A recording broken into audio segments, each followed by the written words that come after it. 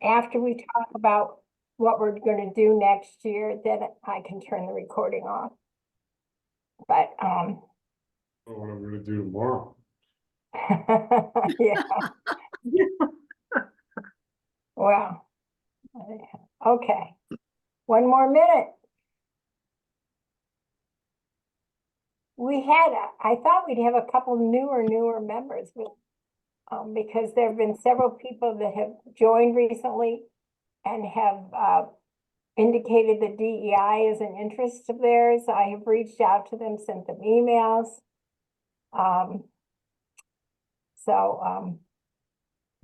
Well, all I can do is do that. Yeah. Okay. Put your name, didn't Tom? Hi, Kate. Hi. Leslie's here. Hi. Are you in Tucson right I'm now? sorry.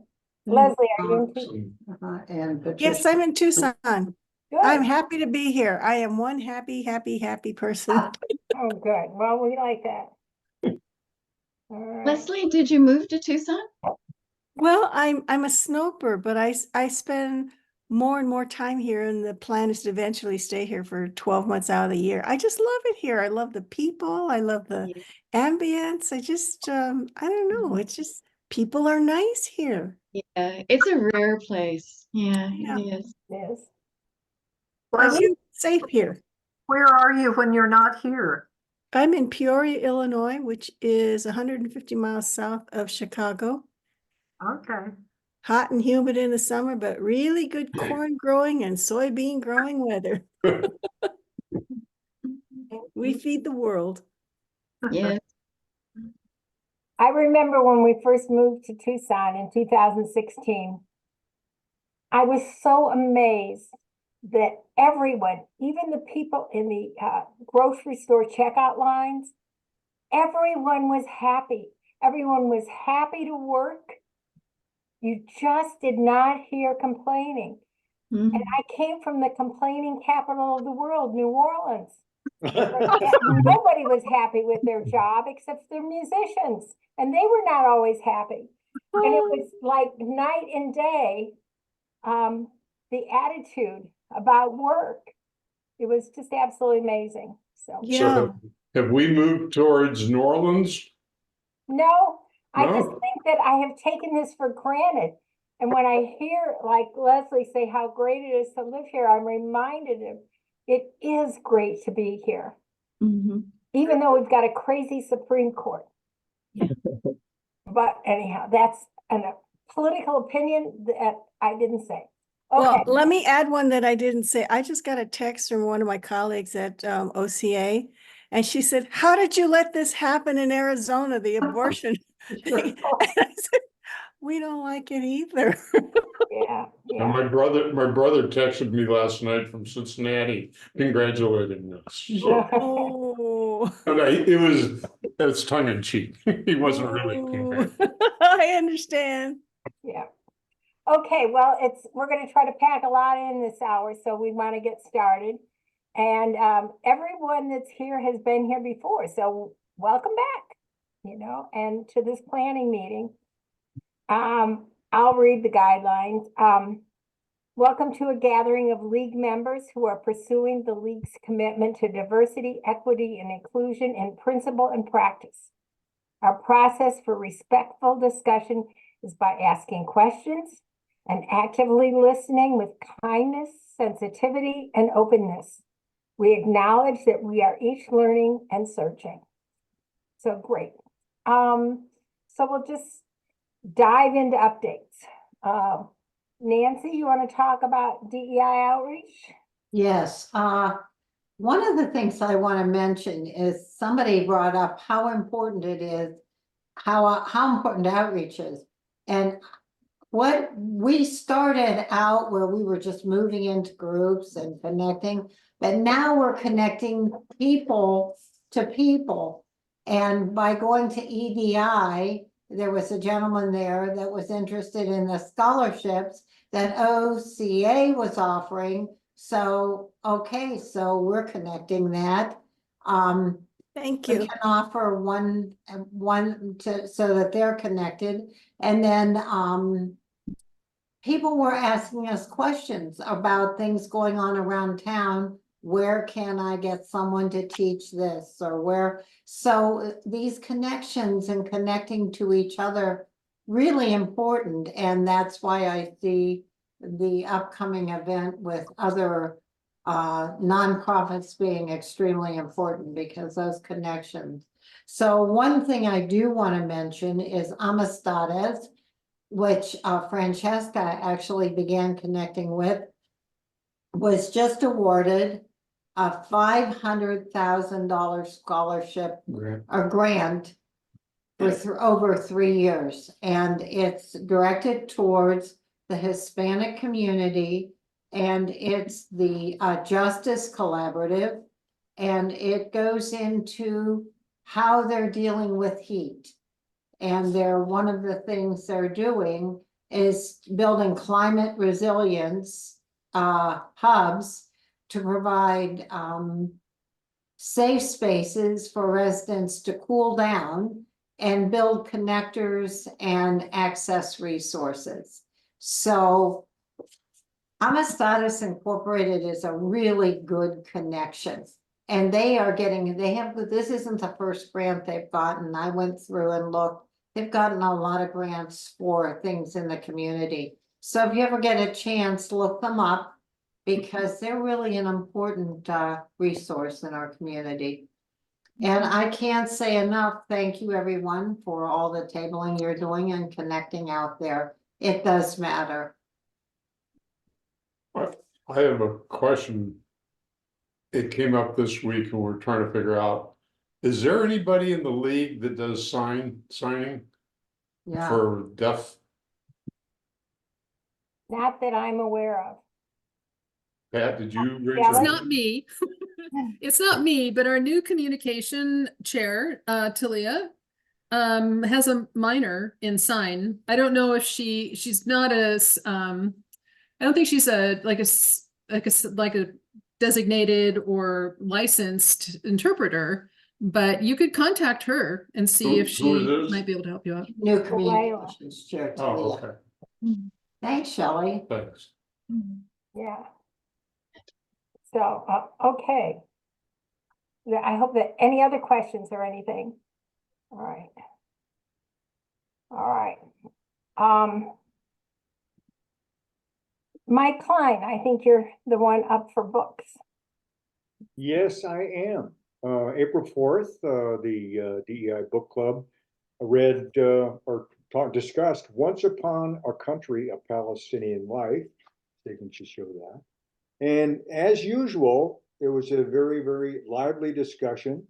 A lot of good comments. I think people pretty much enjoyed the book. Not pretty much, people enjoyed the book. And there were several people here in the meeting that were there. If anybody wants to join, Bob, if you wanted to add anything, and Pat Kapke, I think you were there, were you not, at that meeting? And Pam Burris, were you there? I was not. Oh, okay. Well, you were there in spirit. Anyway, I think everybody enjoyed it. Pat or Bob, anything to add about that particular meeting, or no? Well, I would just say, it was a very timely book, and it really, the author was born in 1948, the time that the Israel became a state. It was just very informative. It helped you not just understand the history, but you also got a feel for the culture.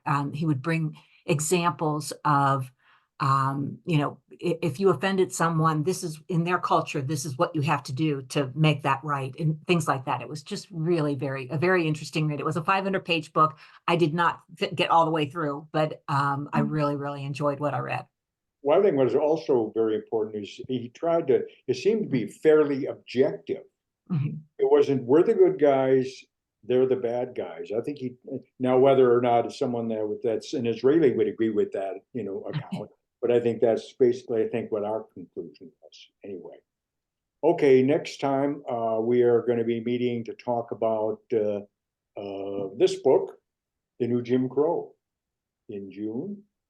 And if I look at my notes here, I gotta make sure which, I guess it's the first Thursday in June. I need the June Right. 6th, Thursday, June 6th, 6 o'clock your time, 8 o'clock my time. And I don't think this one will be quite as objective as the book of Bella stuff. Anyway, I've not read it, but I've read lots of good things about it. And I suspect there are some people in this room that have read it. Judy, you're so well read, you probably all read it already, didn't you? Okay, well then you need to join us on. Our group was fairly small. I think we had maybe 6 people, if I remember. So please join in. We let everybody get a chance to talk, and even though we have a question template, we're not bound by it. But I think overall, it was good discussion. People offered their opinions. Everybody got a chance to speak, and that's what it's all about. And that's one of the things I like about this book club, and that's why I'm kind of hanging on all the way from Milwaukee. So that's it, Judy, from Book Club Central. Yeah, thanks, Mike. And I don't have an update on Elizabeth Zakura. And Pat Markey is my link to that, and I did not ask her this week, so I'm sorry. I do try to send her a card about every week, just something chatty. So because I understand she likes mail. So anyhow, okay. DEI tours. We've got one on Friday. We do have one on Friday, so if you haven't signed up, please go on the webpage and do so. At 10 o'clock on Friday morning, we're going to be going to the Tucson Jewish Museum and Holocaust Center for a private tour. They are closed in the morning, so this will be a private tour, probably about an hour and a half long. And I owe extreme gratitude to you, Nancy, for doing the preliminary arrangements on this. All of the arranging went very, very smoothly. So please come and join us. There are 14 signed up, and so I will send a reminder email tomorrow, ask you to wear your name tag, and those people that haven't gotten their permanent name tag yet, there's a couple that are coming that are brand new members, and so I will have their name tags for them there. But yeah, we're looking forward to it. We've learned so much with all our tours. Okay, and National Day of Racial Healing. Victor called me. He's scheduled another meeting at 6 o'clock. I guess he just didn't look at the DEI calendar.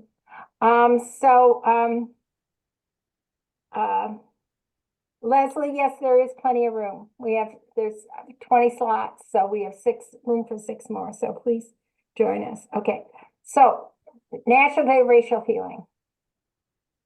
Victor is willing to help coordinate it next year. He's going to do it somewhat like we do DEI, where he has different people in charge of different aspects.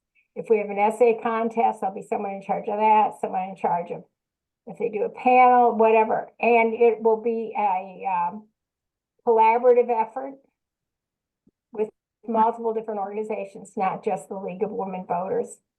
So they will begin planning it sometime early this summer, and deciding if they're going to do it on Saturday again, those kinds of things. So we will, and we did budget for it. So that will be happening. So, okay, any questions? Judy? Mm-hmm. You might have said it, I don't know. Have they set a date yet for it? No, not that I've heard of. Okay. Is anybody on that committee here that can speak to it? I don't think they've met for planning for the future. I do know they met and debriefed and talked about what went well and what were opportunities for improvement. And so I think it was a very successful event. And so I know they want to build on it. There's a lot of other organizations that want to participate. So I think it may be bigger next year. I hate to predict, but, you know, it'll be different. Yeah, It'll be done. Pam? Judy, there's going to be coordination with other groups in town as well as coordinating to collaborate is my understanding. So, Right. um, Yeah. It's not just the league, although the league's the one that initiated it and will put some money in it. And I think the Y will be involved again because they have a facility and we don't have to pay rent. So that helps the bottom line. All right. Okay. I think we're on to the next thing, which is the 5-minute connection. Do you want to say anything, Janice, or shall we just turn it over to Bob Delaney? I'll just say that I met Bob in the planning group for the National Day of Racial Healing last fall, and he brought in good, unique ideas of different resources from the community, and we all really appreciated that. So I look forward to hearing more about from Bob. Okay, well, let me start my timer. I was born in 1950 in Boston, and when I was about 4 years old, our family moved to the New York City area, and I grew up in suburban New York in Westchester County in a little town called Hartsdale, which is a little less well known than its two neighboring communities of Scarsdale and White Plains. I went to public school, and for a DEI group, you might be interested to know, my high school was majority Jewish. So it was in Scarsdale, and so that was just part of the waters that I swam in. I grew up going to public high school and ended up going to college in Western Massachusetts at Williams College at a very interesting time. It's a men's school, and it was in the process of going co-ed. And in fact, my class, the class of 1972, graduated the first women in the history of the school, which goes back to 1793. So it's an old joint. After graduating from college, moved to New York. Got married in 1976, was in the insurance business and kind of floundering a little bit. And through a personal relationship, I got an opportunity to move to Boston, back to Boston, where a boyhood friend of mine was heading up the redevelopment of the Charlestown Navy Yard that had been closed in 1974.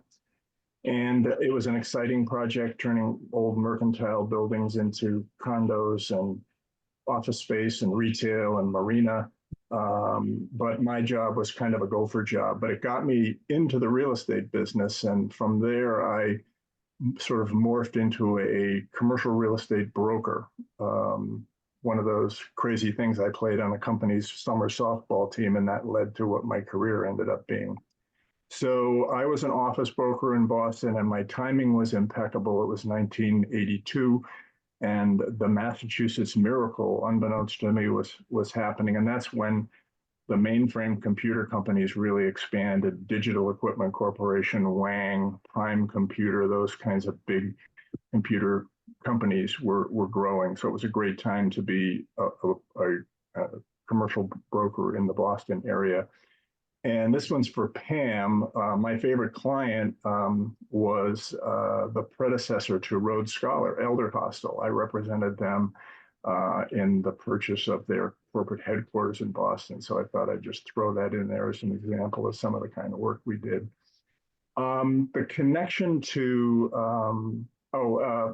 I worked for a brokerage company, and then with 6 other people, we started our own brokerage company. So I had a kind of entrepreneurial experience of starting a new company, which was very scary and very exciting. And fortunately, it turned out well. The move I kind of burned out a little bit on brokerage. And so I took some time in 2004, and I'd always felt I needed a little more formal training in business. And so I was able to get into a master's program at MIT in real estate development. And so at the age of 54, with everybody else being between 24 and 34, I went over there and got some training. And that was, again, from a DEI perspective, really interesting because it was diverse internationally. There were, out of 30 people, there were probably 40% were international from China, Japan, Philippines, Spain, Israel. Were there interested in learning, about property development. So that was kind of a interesting thing. How did we get to Tucson? Well, when our kids were young, we 3 times came to Tucson to dude ranches. We did the City Slickers thing in the dead of winter, and one was in Marana and no longer exists, called the Lazy K-Bar Ranch, and twice in Patagonia. We went to the Circle Z Ranch, which is on the Sonoita River, and you can ride your horses through the stream. So that was really something that stayed in our minds. And so when we became empty nesters, we decided to move to Tucson. And we came in 2007, right for the big recession, as I wanted to apply my new skills and development, but that wasn't a good time in my opinion. So I kind of went back into brokerage, but rather than at the office business, I got into industrial, which sounds like it wouldn't be that different, but it's totally different issues that, every industrial use is unique. And so I had to learn about loading docks and clear height and electricity and stuff I didn't have to worry about as an office broker. I retired 5 years ago after working for 10 years with a younger broker who was a native Tucsonan. So that was helpful for me. We had a lot of fun together. Let's see, I'm over my 5 minutes, so I'll just say that we summer in central New York in the Syracuse area, which is where my folks are from, where we have a little place on a lake. So I'm generally gone from Tucson in July and August. We have 3 kids and 3 grandkids. I'm a big basketball fan. I coached girls travel basketball, junior high, middle school, which is kind of an interesting experience. And I'm sort of involved in 5 things. So the church I go to, St. Matthew's Episcopal Church, the Catalina Rotary Club, the Dunbar Pavilion, NAACP, and the League most recently. So that's a little bit about me. Great. I just turned my light on. It's getting a little dark. Thanks. It's always nice to hear more about people, then we can connect. And so we appreciate that. And we're happy to have you with us. And you'll soon be a board member. And one of the things that, because the DEI committee does not have formal representation on the board like some other committees like membership and voter service, etc. And I'm not asking that we have a permanent place on the board, but it's nice to have someone there that can answer questions about DEI or bring things back to us that we might be aware of. And so I asked Bob, since he's going to be a board member, if he would be our eyes and ears and bring stuff back to us that we need to consider.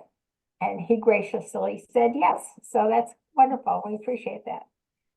So thank you. All right. On to the meat of this meeting. It's been 2 years since we've done an evaluation of what the structure of DEI, and DEI has unlike many other committees in the league, national doesn't tell us what to do. It's a committee of the League of Women Voters of Greater Tucson. We get to say what we do, and so we create our own program and how we're going to do it. So it was time to revisit, because last time we did this, we learned that people only like our meetings, and we learned several different things. This time, it doesn't seem to be quite as prevalent about what, but I'd like everybody to feel free. I'm going to let's see, I need to remove the spotlight from Bob.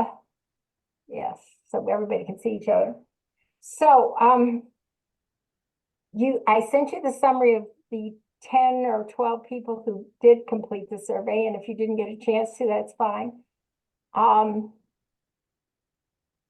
What works well for you, and what do you think we might consider doing differently? So the floor is open, and we'll talk about this for the next 10 minutes or so. Anybody? I'll say something. You know, in the past, Judy, you've said you've started to use Victor as a role model, and when you meet people say, well, why don't you join? And I think that when we have committees like with our wonderful panel at the National Day of Racial Healing, we should approach people about that and possibly even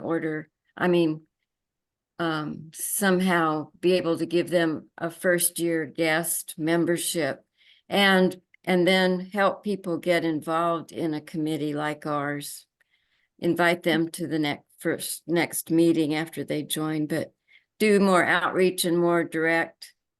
Please join us especially when we're talking with diverse communities.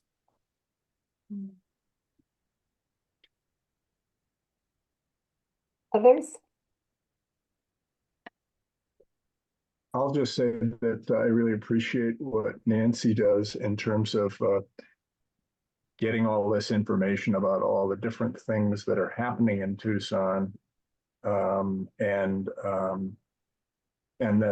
arranging for, I haven't done it yet, and I hope to this coming year, but the tabling that goes on there and the visibility and the interactions and the communication that she was talking about earlier. So I think that's a real positive for me, just in terms of knowing what's going on in Tucson and picking my spots on, what I might like to get involved with. So thank you for that.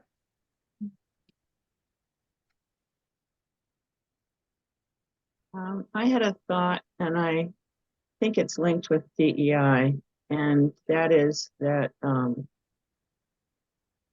just recently became aware that the NAACP nationally passed a resolution to stop disenfranchisement due to felony convictions. And in Arizona, there are over people that can't vote due to, and there are some states that have said, no, we don't take away people's rights. They're still citizens, even if they have a felony conviction. And I know that the DEI committee is not really doing the advocacy or legislative parts, but at the same time, can we have some input with the board about supporting that? It seems really very much in line with the mission of the League of Women Voters. So I just wanted to bring that up with the idea that we could, if the league wants to pursue legislation related to that, then potentially collaborating with NAACP, and there's some others working on it as well.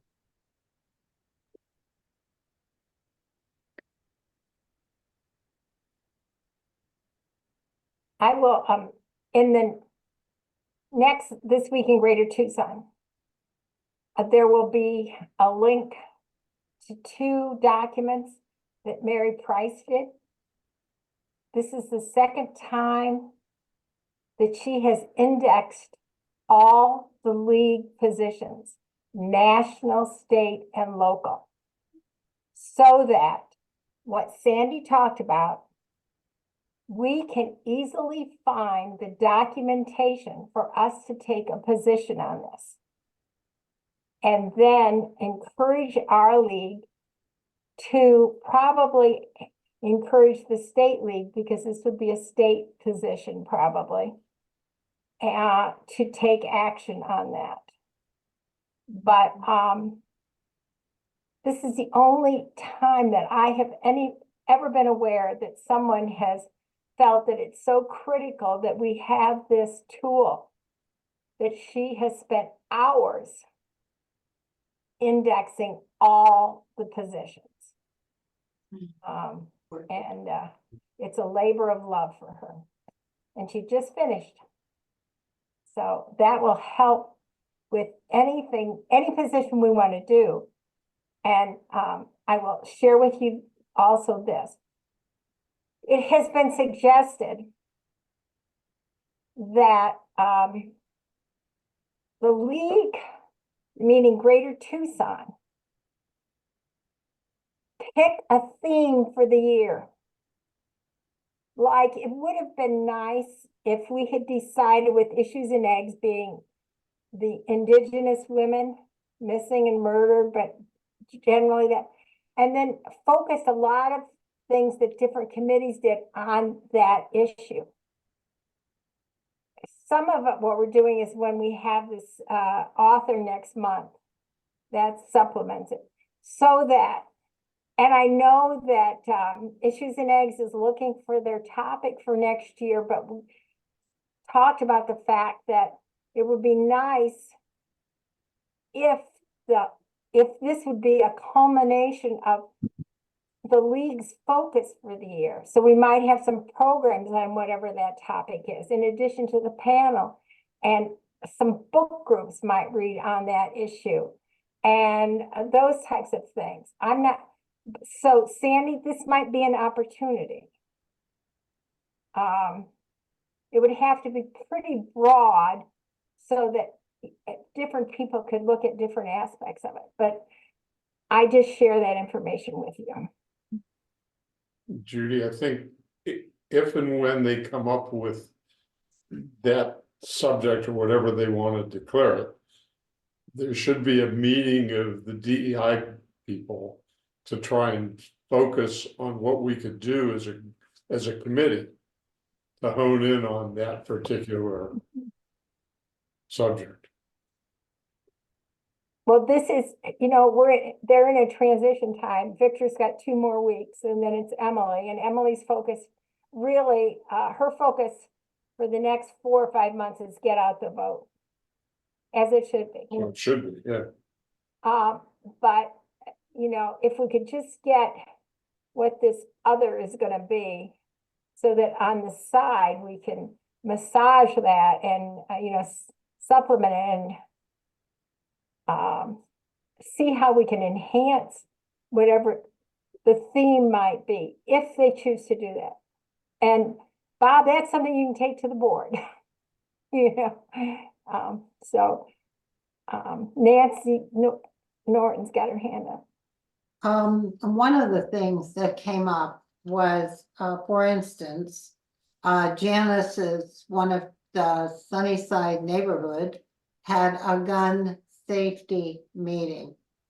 We do have a committee on gun safety, and that could be developed, really developed, because you can get those 2 things together and then invite other neighborhoods and have a whole program on this, that you would have more people than just league members attending, and do it more than once. But you could do it by request and make sure that people know that we've done this, because we've connected somebody that found it interesting, something they wanted to tackle, and we had a committee that was willing to work with that group.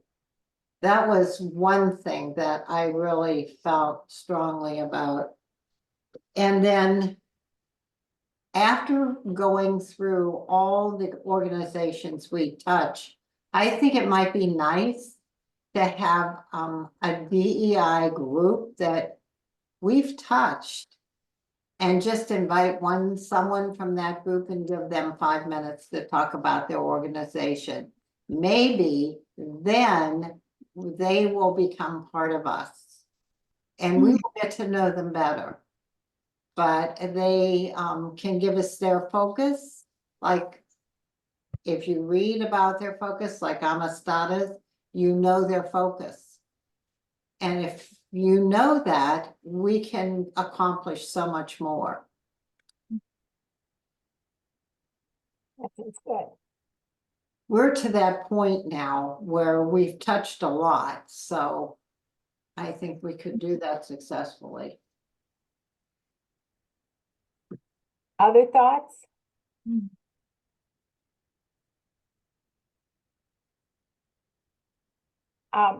here's my Judy Woods view at, that we will have this May, gathering. It won't be a meeting because it'll be strictly with the speaker, and I'm hoping that Kay will facilitate that author to author just to handle introducing her, those types of things. And then we will take June, July, and August without a meeting. Pam Burris has a suggestion for that, but I see Muriel has her hand up, so let's go to Muriel.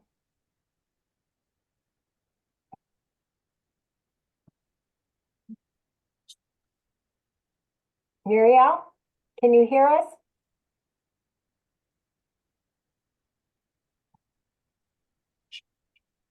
I don't, we'll come back to her. Anyhow, that's, I thought that we would, unless somebody wants to take the leadership for those 3 months, I need to breathe, literally. And, so I'm gonna give myself the first part of the summer to get ready, because I'm gonna be gone for a month, and I want to be able to take this trip. So I'm trying to take care of this old body. Okay. Did you say June, July, and August? Yeah, we wouldn't meet in June, July, or August like we do on the second Wednesday of the month. It just wouldn't happen now. Okay. Is there anything else before I turn this over to Pam Burris, who reached out to me with a thought of how we can spend the summer? So she's gonna, in 5 minutes or so, give you a proposal. So I'll Thank you, Judy. Our Coming to the Table Tucson group has been reading and journeying with this book, Me and White Supremacy. I don't know if any of you have read this beyond Sharon and Pat, who are in the Coming to the Table group. And this is a book that has 28 very short chapters, 5 or 6 pages. And when Layla Saeed wrote it, she wrote it to be done in 28 days. I did this 5 years ago with a national group in 28 days. It was an extremely intense and important to me. It changed everything, so much about everything for me, and I really value this. We're doing this over 4 months and Coming to the Table. We're taking what would be 1 week of her model for each month. And then Tracy's also in our group, and she had this wonderful suggestion that we pair up and spend some time either face-to-face or over Zoom with our partner in between the monthly meetings, so we can debrief there and then debrief in the monthly meeting. And I'm going to actually just leave it there. And Pat and Sharon said that they were willing to share a few words also. And since I had already done this is my second time, and this is their first time, it'll be a different perspective for them to share with you what we're doing. All right. Who wants to? So Pat, why don't you go next? Because I've only had one time with it, so. Okay. I just have found it very, very powerful. And if you've ever done Rolfing, comparing Rolfing to a massage, that's the depth and the inward focus of this. I'm going to talk in a few minutes about the jingle dress dance that was at the U of A on Friday. But there was something that happened, in that program, and I'll tell you what it was. The speaker was Eugene Tapahi, who is a photographer, and he he had given his presentation. We were doing a Q&A, and someone asked, did any men do the jingle dress dance? And he gave an emphatic no, and quite a few people in the audience started laughing. And he turned away from the audience and then turned back again. And he said that he was offended by the laughter. And he went on to say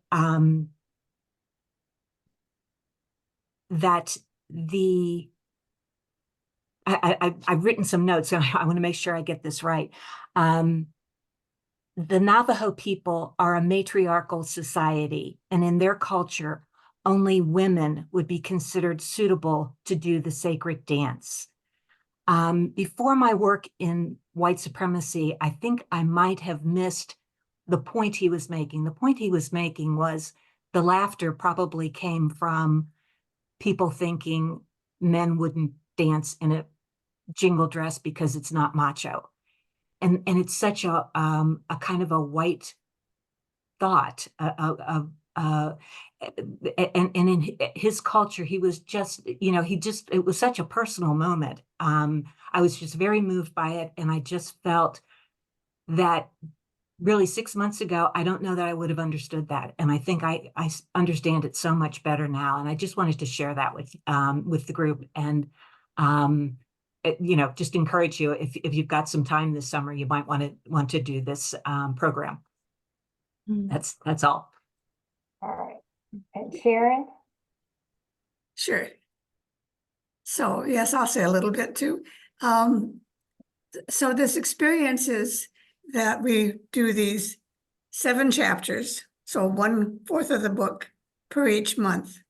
And then you meet with your little group, and actually it's not just 2 of us, but there's 3 of us in our group. And I think the other groups are 2 or 3 people together too.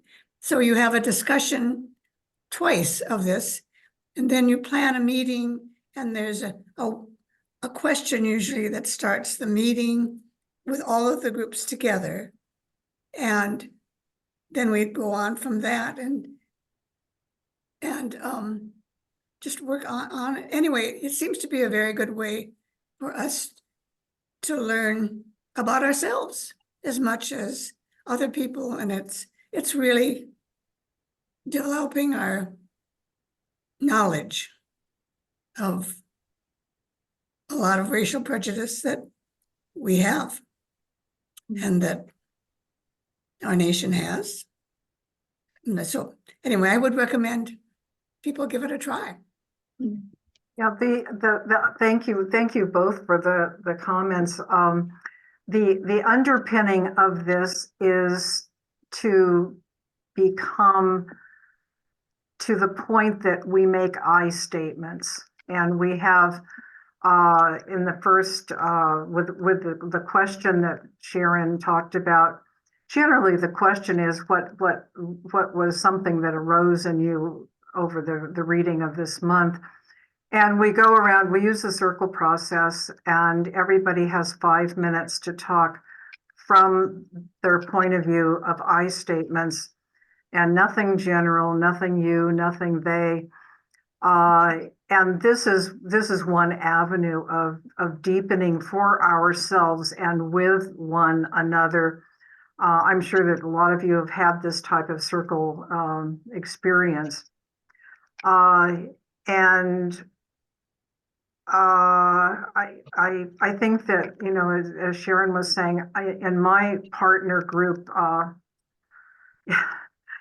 there are just no words at how important it has been to get to know my partner and to work through some of the things that we have read for the month, and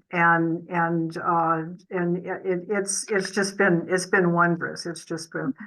So if anybody is interested in this, I can work up a program. We're meeting here at my house, the Coming to the Table, which is just a blessing to be, face to face. And I think most of the partners are meeting in person as well. Yeah.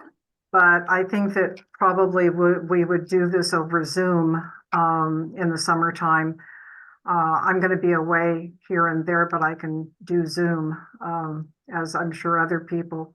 So if it's something that's exciting, I would really recommend you get Saeed's book, Me and White Supremacy. Sounds like a really, really serious title, and it is. And remember, that's not white nationalism, it's white supremacy. It's what we have been doing, what we do, and we isolate one another in meetings and organizations, and we continue the systemic racism. And this is one opportunity to take a different kind of look at each one of us and our part in all of this. Thank you, Judy. Thank you. So, any thoughts?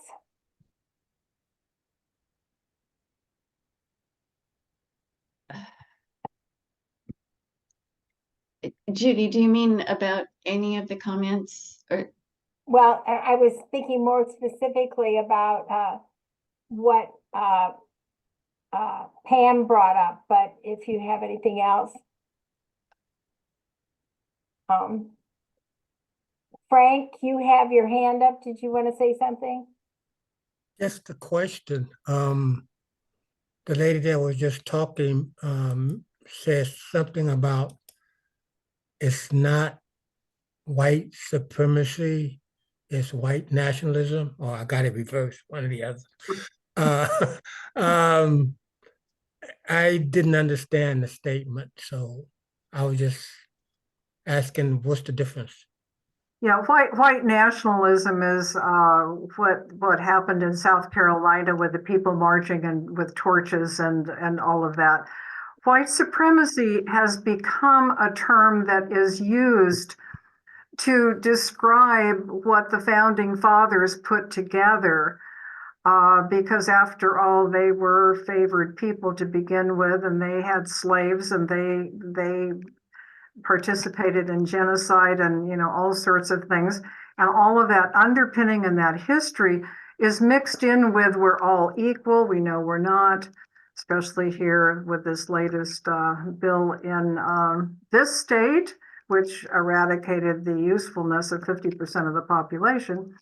And so it's how, like I said, what do we do here in our little group that we might want to take a look at? I don't know.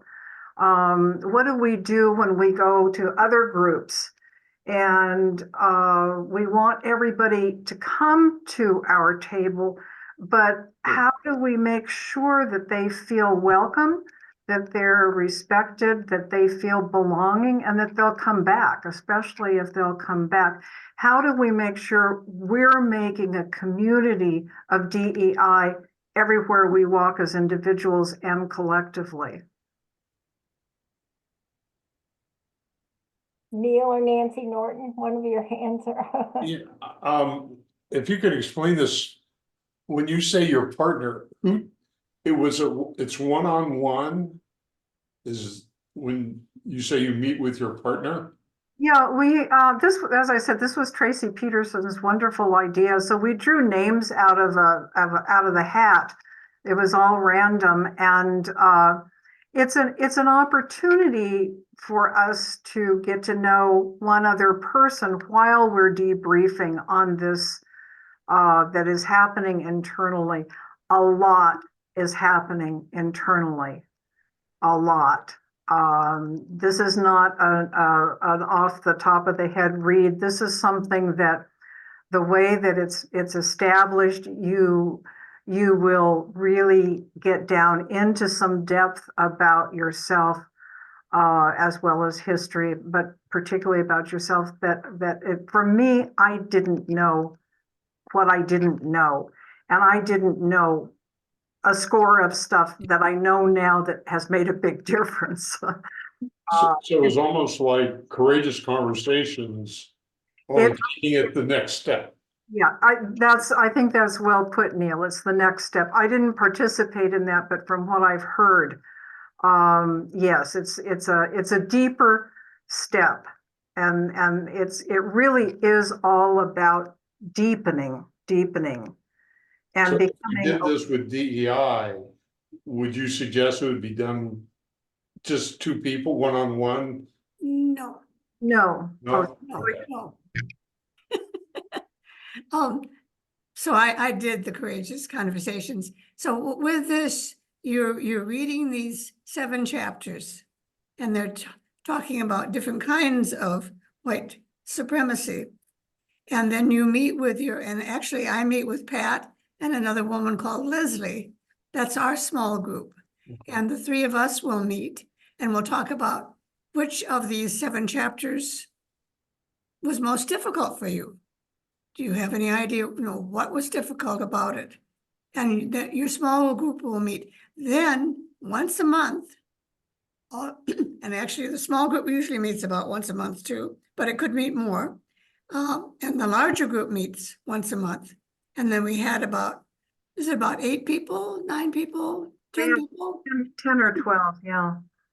So then that group goes through these things too. And again, the whole thing with this circle, nobody interrupts anybody else. Everything that is said stays there with us. And each person is given 5 minutes to say something.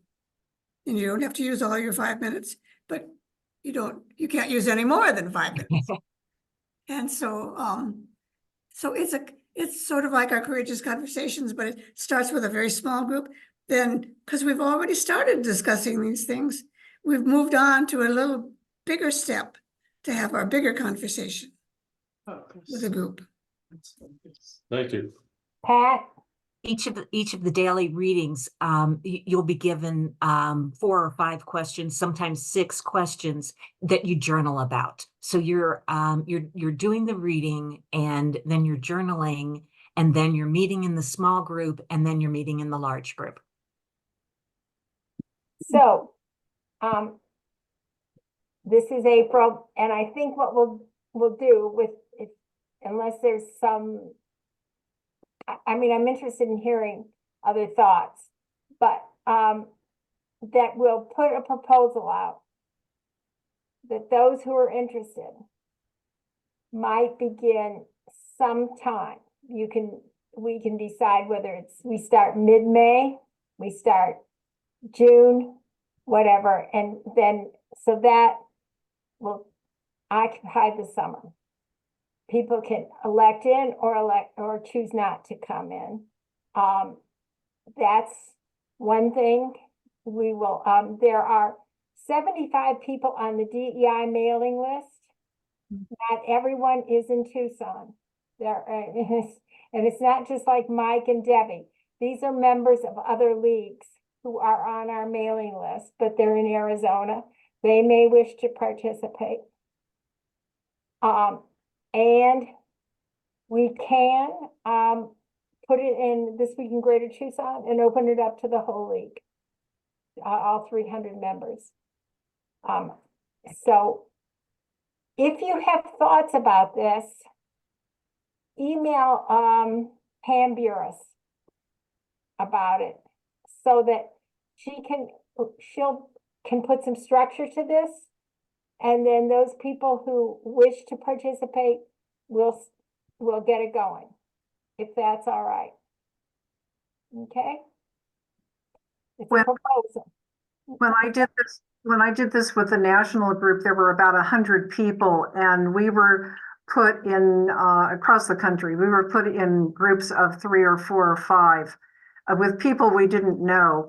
And because we did it in 28 days, it was quite different.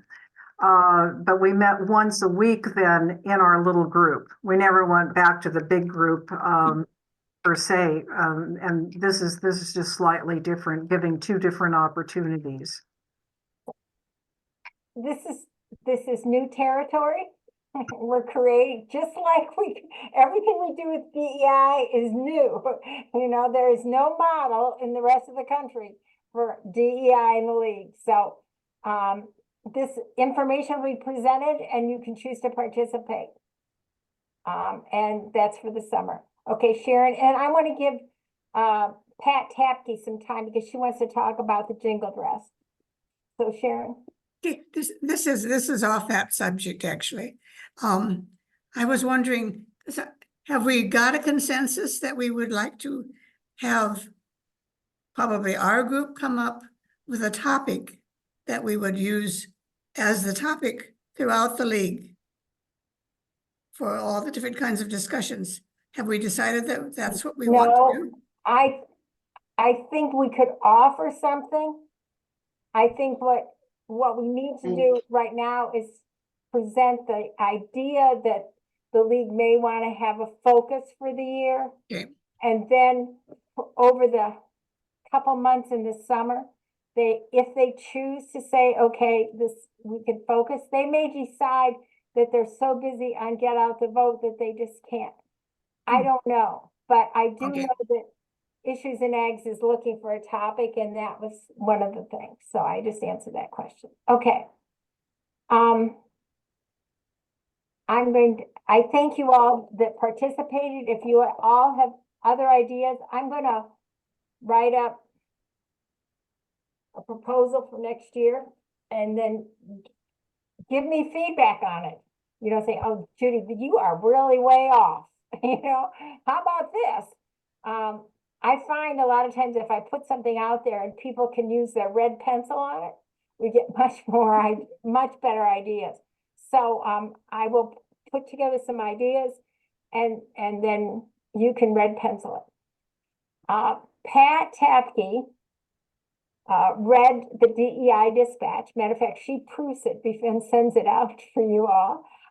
And she went to the Jingle Dress Project and asked if she could talk a little bit about it and her experience. And so I said, sure, because I didn't think this meeting would be as lengthy as it was. I mean, Well, I'll make it short. It was just a great experience. In 2016, photographer Eugene Tapahi and his daughters, Erin and Dion, were at Standing Rock, North Carolina, or I'm sorry, it's North Dakota, supporting the indigenous people who were protesting the pipeline that was running through their land.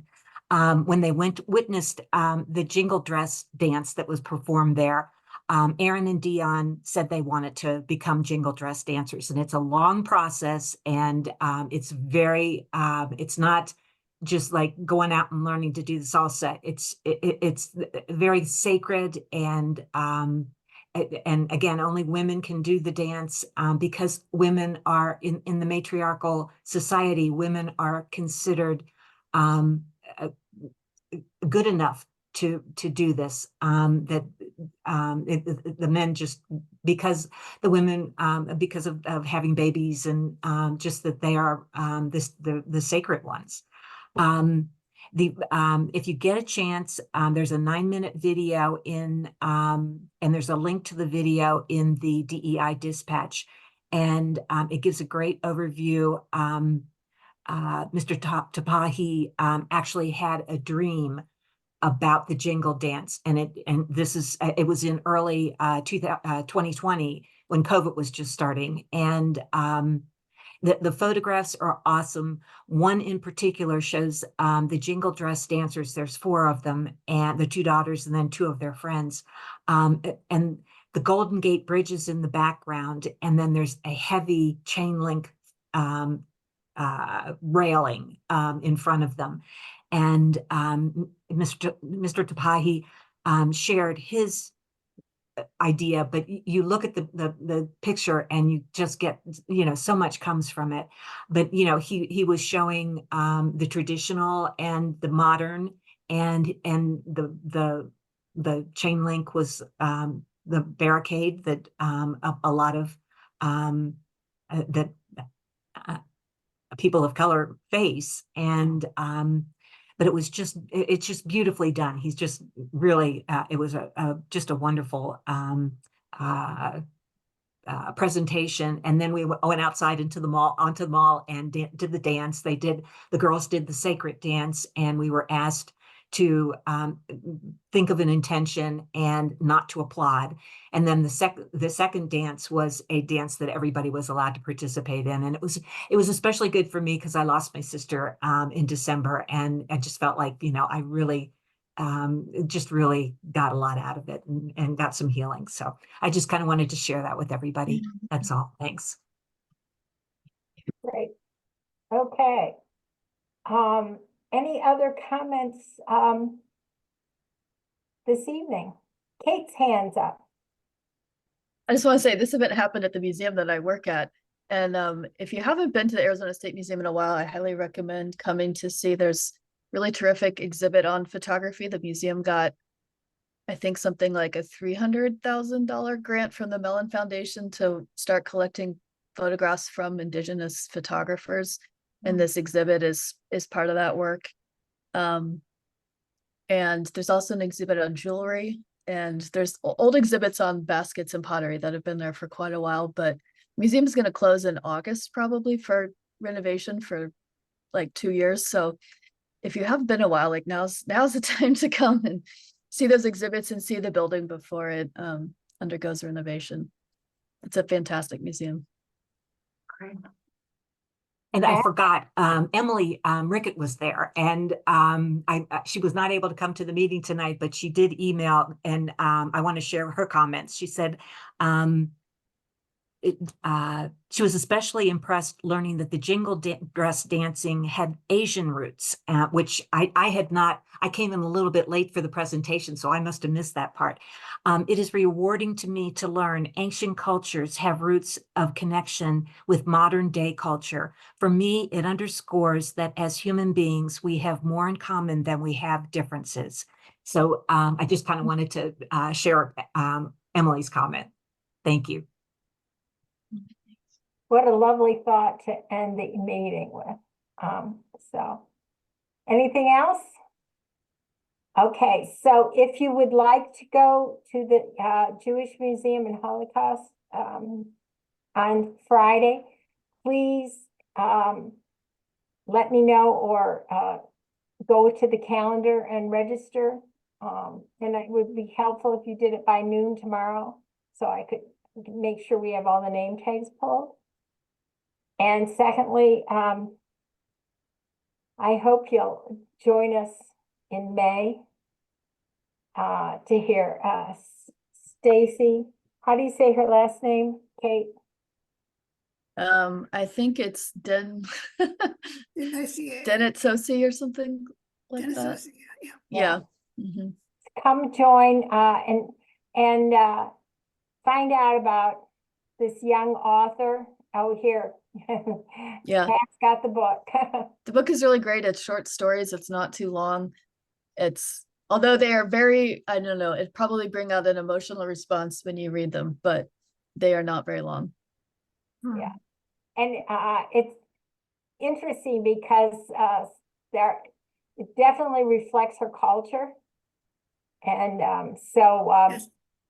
and it'd be interesting to know how she wrote these stories. So it's a great opportunity for us. I mean, we don't often have that opportunity to have an author come and answer questions about her book. But I just took a leap of faith and asked her to do it and followed up, and she said yes, so we're doing it. So we'll see you next month. Oh, you have your hand up, Nancy? Yeah, if this is really good, and we just watched American Fiction. Oh, yeah. The gentleman who did the screenplay is from Tucson. Oh, yeah. Yeah, so, it'd be nice about once a year to do this with somebody, like, that would be a good thing. Yeah. And that is a surprising movie. Yeah. So, right now I'm reading James, which is the author's current book. And as soon as I finish it, I'm going back and read The Adventures of Huckleberry Finn. Yeah. Yes. I can't remember all of it, but it's a fascinating story. So anyhow, okay. Have a great evening. Joy. Take care. Bye-bye. Thank you.